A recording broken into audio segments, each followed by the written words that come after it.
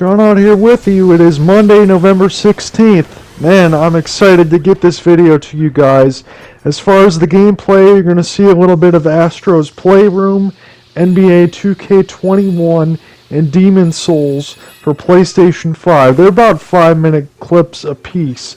So if you see anything that isn't like spectacular gameplay, I apologize for you. This video is just one of those things where I want to give you my first impressions of the console, the controller, the interface, the games, the loading, the PS Plus collection, and all of that. So let's talk about it. The PlayStation 5 console. Man, this thing looks like a Back to the Future reject. But I gotta tell you guys, just after 3 or 4 days of using this, and it really isn't necessarily heavy use, because I had a lot of games to install, pretty much the process and everything else that you can go to. If you already have a PlayStation 4, you can hook it up to your same internet connection throughout the network in the house, and it will transfer everything over to you. But the console itself, it may look 2.5 times bigger than the PlayStation 4, and that's really is because it is. However, this thing is whisper quiet. I can barely hear the fan, and I can play in a room that's, relatively warm from time to time. I can keep the window open and stuff late at night, especially in the winter, to cool everything down, especially for myself. But this thing is whisper quiet. There really is no mention of overheating with the liquid metal cooling that's inside. It is just really nice. The DualSense. Now, I know some of you may laugh at this, but I want to be as accurate as possible. When I'm talking about the Xbox Series X or the S, it's pretty much the same controller as the Xbox One, but now with the share feature that the PlayStation 4 had. So not only does the PlayStation 5 up it a little bit with the Create feature, it also includes some new features that were not present inside the DualShock 4.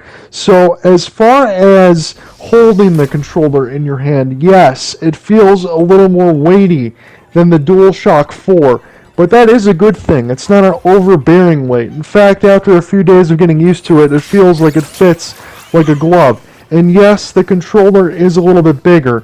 And even those like myself that have smaller hands, or when you think, in the Japan, Asian market, stuff like that, maybe it's built for those in mind. And now maybe, with the X button uniformity across all different regions and a bigger controller, this kind of feels in the mix of an Xbox 360 controller in terms of size, but the comfortability and the uniformity of the PlayStation 4 DualShock, if that makes sense, but with all the features before. So I'm talking about the motion sensor from the 6-axis in the PlayStation 3. I'm talking about new haptic feedback that's been brought into the newest iPhones back into the controller, and I'm talking about just sensations for the best. Now, if I was just going to interview Astro's Playroom, and I thought about doing that, but it is a short tech demo, and if I give all of that stuff away pretty much, it's within 4 or 5 hours, I would have the whole game there, and then there was nothing else for me to say. But as I was playing Astro's Playroom, not only can I feel every single thing that's on the screen, let's say I'm walking on different surfaces, whether it be wood or metal, I can feel those surfaces, and the surfaces change as I walk on them. When rain falls on Astro, I can feel it, and when sleet falls on Astro, it's a heavier version of that. So whether it's the weather or any kind of effects, you can actually feel it realistically simulate in the controller, and that's including, rolling around, jumping around with the springs, shooting bows and arrows. It really is quite miraculous, all the different feelings that are in the game. And even like the Nintendo DS, when you can blow into the microphone when you're playing Resident Evil, you kind of have to do that a little bit when you're playing Astro's Playroom. Every single sense is actually brought into there, and with the controller speaker that you've had from the PlayStation 4 also being improved, and also using, in a pinch, your PlayStation 5 controller as a wireless mic in party chat is an incredible feature. Not to mention, too, there's also a mute button, so if you tap it once, you mute your own audio, and if you hold it down, it mutes not only all the audio from the TV, but also in party chat, everything completely. This controller feels wonderful. Like I said, it is a little more weighty, it is a little more premium. The grips on your hands feel a little bit better. The analog sticks feel nice and tight. It's not just because it's a new controller. Everything else feels good, and the haptic feedback is very wonderful. And I gotta mention one thing too, especially when I'm playing Astro's Playroom, you feel those adaptive triggers. And now you see NBA 2K21 on the screen. So when I talk about it in the 2K sense, let's say I'm Michael Jordan, right? I go into the post. I want to shoot my patented fadeaway jump shot, or I want to just bully a little bit. Now let's say Michael Jordan is up against Shaquille O'Neal. The best way I can simulate this for you is if I hold the L2 button, I normally post up, correct? Now if I'm posting up against Shaquille O'Neal, I can feel the L2 button fighting my finger because it's so damn difficult to push Shaq with Michael Jordan. I can feel the pressure going up against the triggers there, and it makes for a completely different experience when I'm playing this game. Now, maybe within the first couple days you may say, okay, look, if I'm playing competitively online, this might be a feature that becomes annoying. But like I'm telling you, once you give this a few days and you get used to it and you actually get a little bit of gameplay in there, you'll wonder how you've ever played without it. This next-gen controller in the DualSense actually feels next-gen, and it could be a game changer for some of you, considering if you play a lot of the same games as there's not going to be Xbox Series X exclusives for the next couple of years. And this controller is also something that you cannot get on the Xbox Series consoles. It could be a game changer for you. Now I want to talk a little bit about the interface itself on the PlayStation 5.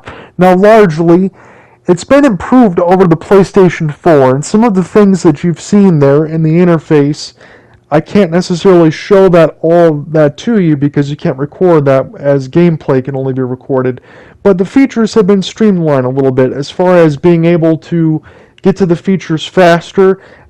Thankful also to the SSD, but also in the sense that Sony wanted to make it a little easier to get everything to get to where you need to. So you can also capture gameplay now in 4K. You need to probably, after you set up your PlayStation 5, disable some of the audio going into your headphones, because if you didn't buy the headphones, like the $100 headphones with the PlayStation 5, then you're not getting the 3D audio, and you really don't need to get the audio out of your headphones. So you can disable some of that stuff right away. You can disable an HDMI device link, so when you shut your TV off, it doesn't put your PlayStation 5 in rest mode if you don't choose to do so. But the menu and the features and everything else has been streamlined, and everything else is really snappy, and it feels pretty good. Now, as far as the games, you do have a couple next-gen exclusives, not just including Astro's Playroom, that's been packaged in with the PlayStation 5.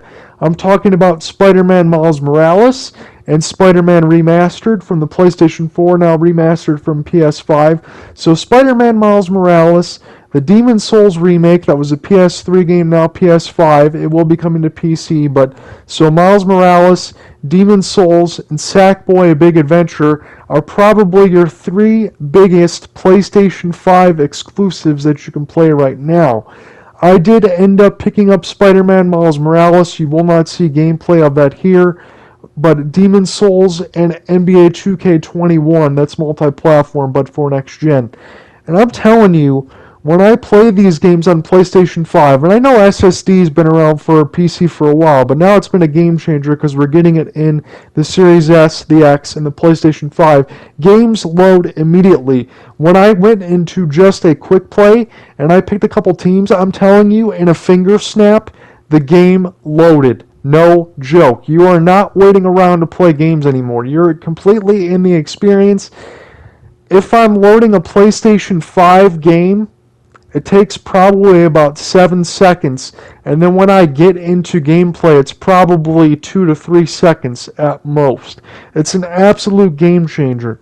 Now, you may be wondering, when you're spending $530, that's including tax, to get a PlayStation 5 or a Series X, especially on the Series X, you already have your digital library of everything else that you've had from before, especially if you've been a Series X owner or if you've been a Microsoft owner in the past.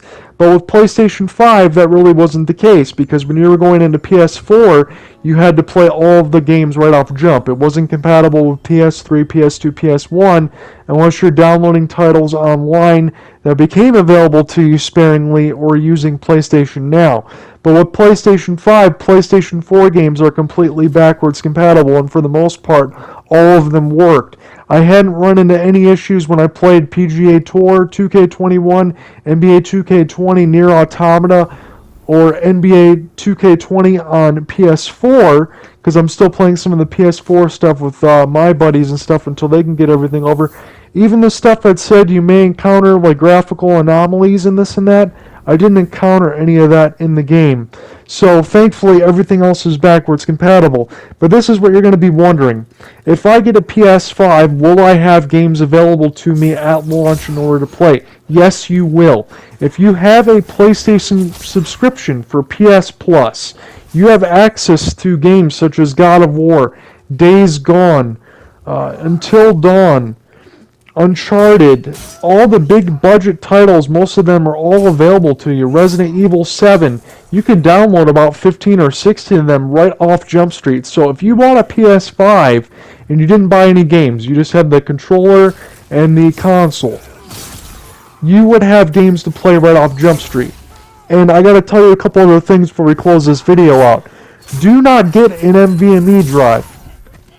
It's not there yet for PlayStation 5. If you try to plug all that stuff in there, the panels are easy to take off and all of that, but if you try to plug in all of that stuff, it's not available to you on the onset until Sony approves what actual drive speeds will work. There are some stuff on the market right now, but save your money.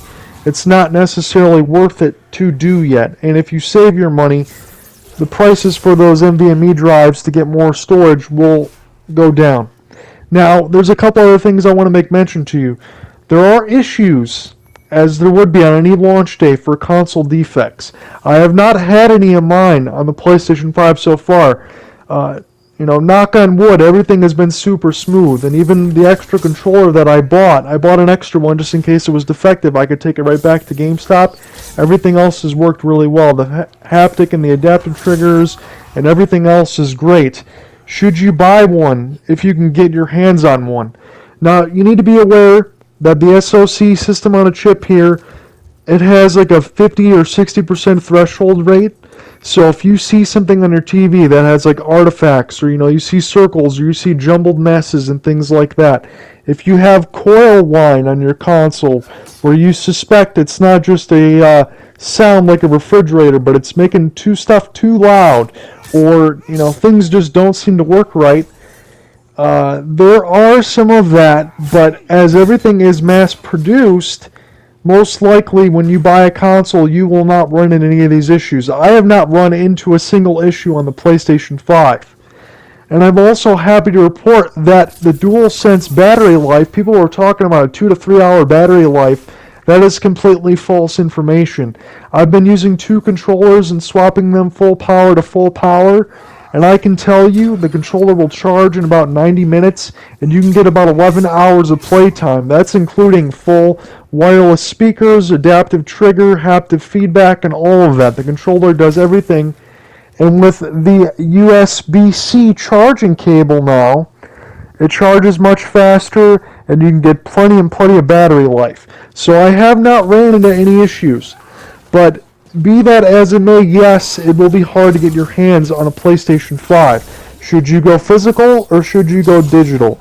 I would say pay the extra $100, get the physical, keep your discs and all that stuff, play your games and have fun, because sometimes you're going to want to do a little bit of both, especially if you have a physical console anyway, rather than just having digital and only being able to use digital games.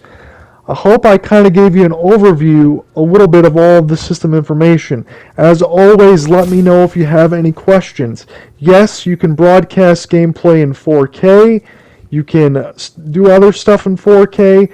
All of the features are seamless. You have Netflix, Hulu, Disney Plus.